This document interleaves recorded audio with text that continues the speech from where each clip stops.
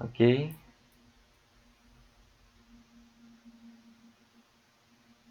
Acho que é isto.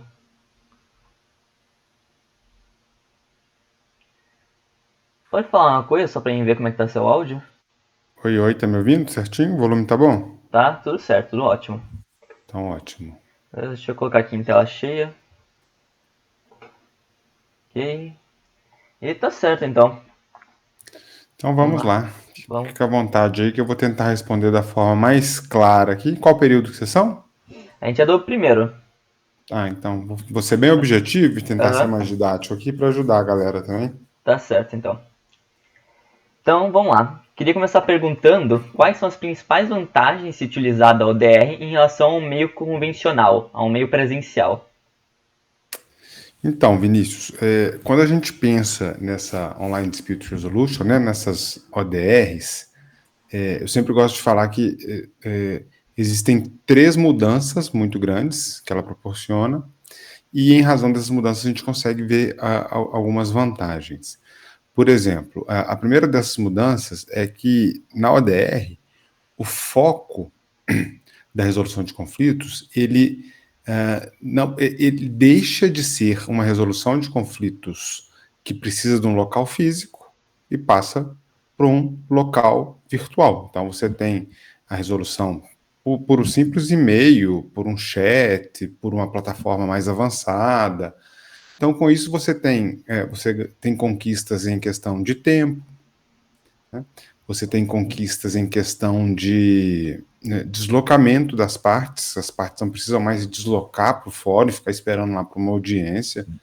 Assim como nós estamos fazendo nossa entrevista agora, a gente está Sim, fazendo uma entrevista aí da região sul para sudeste, sem necessidade de gasto com dinheiro, com deslocamento. Então, esses são benefícios materiais muito tangíveis que a ODR pode proporcionar. Além disso, Vinícius, a ODR também traz outras mudanças. Primeiro, ela muda o foco daquelas decisões produzidas por pessoas para começar a cogitar em decisões, em negociações intermediadas por softwares, por algoritmos, né? E além disso, passa-se a trabalhar não mais com uma noção de confidencialidade rigorosa que nós tínhamos lá na ADR, com a mediação, conciliação, porque a ODR também ela vai permitir que se faça análise de dados de conflitos passados. Né? Então, com isso, você vai ter ganhos de ganhos materiais que a gente pode pensar em tempo de duração dos processos, porque você consegue resolver um tanto de conflito de uma forma mais rápida, e a gente passa a cogitar também em ganhos na qualidade das decisões, porque nós começamos a estudar como os conflitos estão acontecendo, por que eles estão acontecendo. Então, você poderia pensar em estudar aquele corpo de conflitos. Por exemplo, tem 1.000 conflitos lá envolvendo um banco. Vamos estudar o que está acontecendo nesse banco para saber por que ele está gerando tanto problema. Então, eu resumiria assim, esses benefícios os principais, embora nós tenhamos outros que nós possamos tratar depois com mais tempo. tá certo então. Sobre algum caso em que você já se utilizou do método ODR para resolver algum conflito, teria algum que seria interessante compartilhar? Vinícius, o mais emblemático, até remonta lá ao início da ODR, nos anos 90, foi o próprio eBay. Para quem, acho que todo mundo conhece o eBay, mas para quem não Sim. conhece, o eBay seria como se fosse o nosso Mercado Livre, só que no nível mundial maior. Quando o eBay começou, teve aquele boom do comércio eletrônico, né? Você começou lá a ter conflito entre vendedor, entre comprador, era um produto que chegava atrasado, um produto que chegava variado. E como é que se resolvia isso antes de ter essa automatização mais forte? Você precisava de alguém sempre intermediário, né? Então você ligava lá para o saque, essa pessoa entrava em contato com o vendedor e fazia essa intermediação para chegar na resolução desse conflito. Então o eBay falou assim: ó, não tem como, nosso mercado aumentou demais, a gente não consegue mais atuar dessa forma. Então eles contrataram o Colin Ruel, que é um dos principais estudiosos desse tema da ODR, e hoje ele tem uma empresa que trabalha só com, ele fornece plataformas de resolução online de conflitos, ele contratou o Colin para criar uma plataforma. E foi criada uma plataforma dentro do eBay que fazia essa intermediação, não nada de modo ainda tão sofisticado, mas muito mais eficiente do que alguma pessoa intermediando. E ali, nos anos 90, o eBay conseguiu registrar um número incrível, que ele fez 60 milhões. Eles falam de que resolveu 60 milhões de conflitos, mas na verdade não foi resolveu 60 milhões, intermediou 60 milhões de conflitos com base na utilização da tecnologia. Então, eu acho que esse é um exemplo muito legal para entender como é que surgiu. Hoje nós já temos vários outros, até que no Brasil, aquela plataforma consumidor.gov.br é Sim. um exemplo de ODR. É um exemplo de ODR ainda, não é nada tão sofisticado, porque ali você só faz uma reclamação e pode negociar, fazer negociação direta com o fornecedor.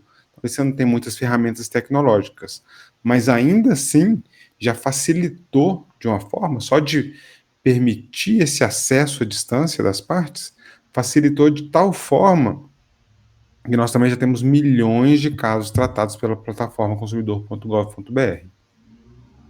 Tá certo, bem bacana. Continuando sobre a ideia de tecnologia, como que você enxerga esse avanço na tecnologia das inteligências artificiais dentro da ODR? Você acha que em algum momento vai ser possível resolver um conflito tendo como mediador uma inteligência artificial? Olha só, Vinícius, sim, eu não só acho, assim, eu até arriscaria, eu não gosto de dar certeza em nada, mas eu até arriscaria dizer que eu tenho certeza que isso vai acontecer. Porque isso é algo que, se nós formos pensar, já existe uma automatização, ainda que seja mais simples, para resolver conflitos. Por exemplo, quando você entra lá no Mercado Livre, você tem um problema. O Mercado Livre vai te perguntar qual que foi o seu problema. A partir essa negociação ali, que você marca a opção que você quer, eu quero o estorno, eu quero outro produto, isso já é automatizado, né? Então, o que nós temos agora é a possibilidade de começar a pensar em formas mais ricas de automatização. Por exemplo, agora pode ser, será que eu vou conseguir agora ter um software que vai resolver o problema? Ou seja, ele vai entender quem tem razão, quem não tem razão, né? As pessoas da área técnica da informática falavam que a gente ia demorar aí mais ou menos uns 20 anos para ter essa possibilidade no campo do direito, ou seja, algoritmos capazes de gerar decisões, né? Só que agora, com essa chegada do chat GPT, isso mudou muito, né? Assim, não me parece mais que nós vamos demorar 20 anos para chegar nisso. Pode ser que daqui 5, 10 anos a gente já tenha um nível de possibilidade de automatização tão grande que nós consigamos resolver casos mais simples. Obviamente que no direito a gente tem casos muito complexos, que não estou nem falando de casos enormes, não. Às vezes casos pequenos com muitas questões jurídicas a serem debatidas são difíceis. Mas quando a gente pensa em casos mais simples, é mais fácil a gente conseguir pensar nessa automatização. Então, me parece que não é um futuro mais tão distante para a gente. Então, a gente vai poder pensar, como você me perguntou, assim, na utilização da inteligência artificial, tanto para ajudar a decidir, quanto para fazer a intermediação de negociações, né? Você vai poder, por exemplo, pensar que o vendedor e o comprador estão negociando ali não mais com um conciliador, mas com um software que já está projetado para entender quais são as pretensões, sugerir soluções, etc. Obviamente que nós precisamos pensar muito bem nos riscos envolvidos nisso, nós temos que entender que cada país vai ter uma opção de regulamentar isso de determinada forma, mas me parece que tecnicamente a gente está caminhando para isso. Tá certo, perfeito.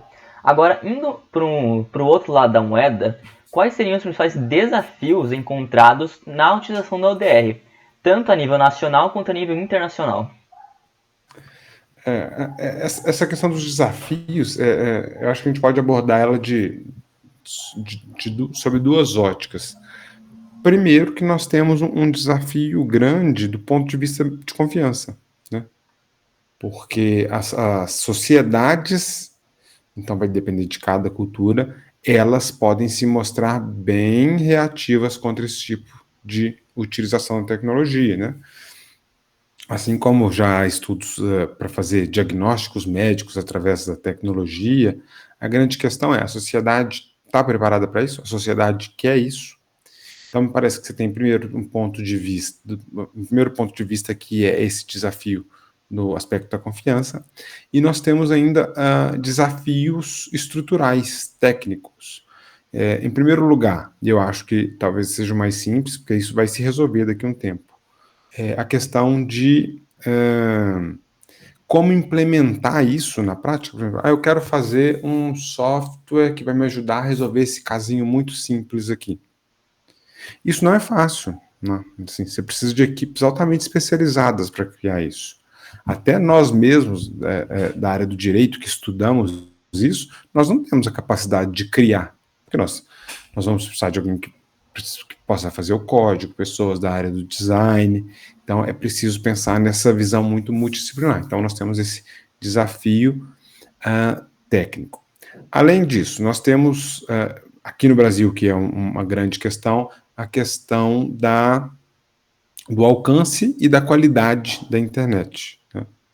Então, a gente consegue fazer aqui essa reunião com bastante qualidade, porque nós estamos em cidades que têm estrutura, mas grande parte do Brasil não está nessa, né? Tem estudos aí demonstrando que, o estudo que eu me refiro é um levantamento do IBGE, demonstrando que 25% das casas do Brasil não estão conectadas à internet. Então, é um quarto da população, muita gente, né? A gente estaria falando de 50 milhões de pessoas. E isso é pior ainda quando você faz uma estratificação por idade, porque você vai ver que geralmente quem tem menos acesso são as pessoas mais velhas, ou então a estratificação por faixas econômicas são as pessoas mais pobres. E ainda assim, muitas das pessoas que têm internet não têm internet de qualidade e às vezes não têm internet o mês inteiro. É muito comum pessoas utilizarem internet no seu celular por 3 semanas apenas, porque na última semana o pacote de dados acabou. Então nós temos essa questão também. E um último desafio, Vinícius, que eu levantaria aqui, para a gente pensar, seria a necessidade de alfabetização digital.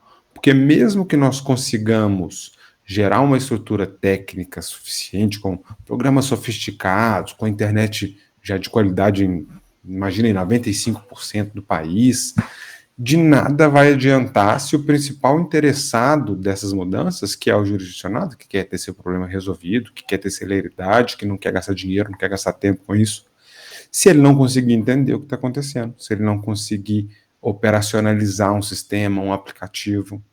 E isso não é algo tão distante de ver, basta a gente pensar em pessoas mais velhas próximas a gente que têm dificuldade de baixar um aplicativo na Play Store, por exemplo, né?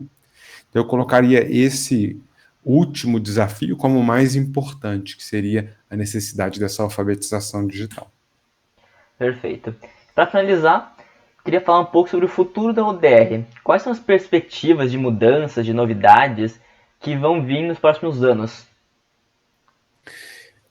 Então, sim, eu aproveitaria, né, todo esse hype aí dessas inteligências artificiais generativas, né, como o ChatGPT, que produz textos, o Midjourney, que produz imagens, outras como a Synthesia, que faz vídeos, né? Eu acho que a gente estaria a gente tem uma chance muito grande de que essas inteligências artificiais generativas sejam cada vez mais utilizadas nesse campo. Por quê? Primeiro porque a gente viu com o chat GPT que ele é uma inteligência artificial muito fácil de ser utilizada, né? Lógico, assim, não estou defendendo aqui, porque ele é cheio de limitações.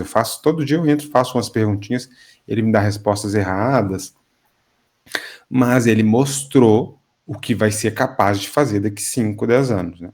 Então, eu acredito que a gente vai ter muito dessa utilização dessas inteligências artificiais generativas para ajudar a resolver conflitos, porque é uma forma fácil e pode gerar resultados pelo menos razoáveis, né?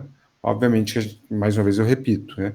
A gente tem que sempre tomar cuidado com a opção de cada país, né? Cada estado é soberano para decidir se vai querer proibir o uso dessas inteligências artificiais generativas para resolução de conflitos, para tomada de decisões, etc.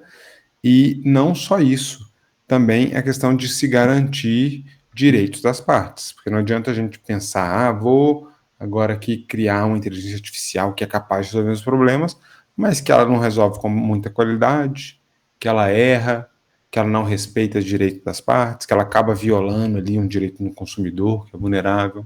Então, eu diria que uma boa tendência para os próximos 5, 10 anos seria o uso dessas inteligências artificiais generativas. Perfeito, então. É isso. Obrigado pela entrevista, foi ótimo. Acho que ficou bem completa, bem informativa. E vou parar de gravar agora.